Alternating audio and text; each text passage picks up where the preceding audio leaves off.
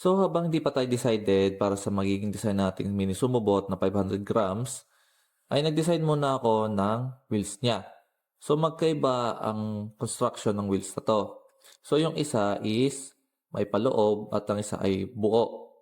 So ang purpose nitong dalawang to is, itong paloob is kayang sumuot ng motor, maitatago niya yung gear motor at susuot yung ating mini DC geared motor. So ayan, konti lang yung labas sa ating motor. Pero ang problem dito na na-encounter ko is yung pag-clamp ng ating motor sa ating base ng sumobot. So kapag ito namang buo is simple lang, ganyan lang. So baliktad pa. Yan, simple lang. Mas mahaba yung magiging dimension ng ating gulong at ng motor.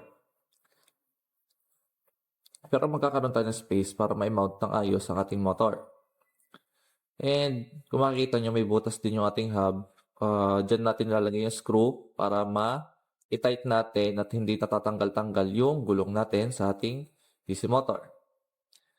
So kung may suggestion kayo para sa ating mini sumubot, is comment down below lang and stay tuned lang sa ating channel.